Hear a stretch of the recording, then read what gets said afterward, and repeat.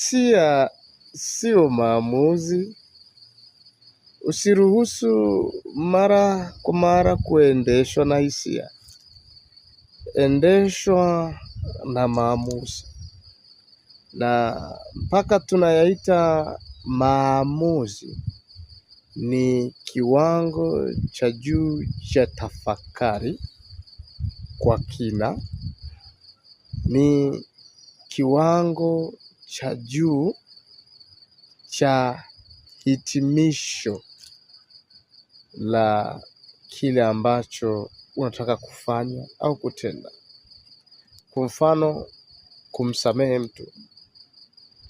Ukifanya hitimisho la juu kabisa, ukasema naachilia, nasamehe. Isiwe kwenye hisia, iwe kwenye maamuzi. Sababu maamuzi yanakupa conclusion ya tatizo lako. Lakini hisia haikupi hitimisho la ile changamoto. Usiendeshwe na hisia, endeshwa na maamuzi. Uwe mtu wa maamuzi, usiwe mtu wa hisia. Kama unataka kufanikiwa, mtu wa maamuzi ni mtu anayepembua mambo hasi na mambo chanya. Nitapata nini, nitapoteza nini? Ninakwenda hapa, nitakutana na kizingiti hiki, nakubaliana nacho. Mtu wa hisia akikutana na vizingiti njiani, anakata tamaa, anaanguka, anashindwa kurudi tena, anashindwa kuinuka tena. Kwa nini?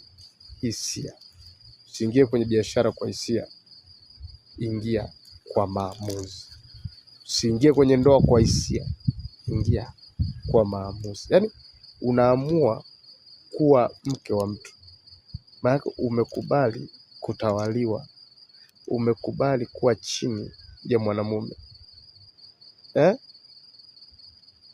Kama unataka kuendelea kuwa juu ya mwanamume, bado hujafikia kiwango cha maamuzi ya kuwa mke wa mtu on biblical kabisa.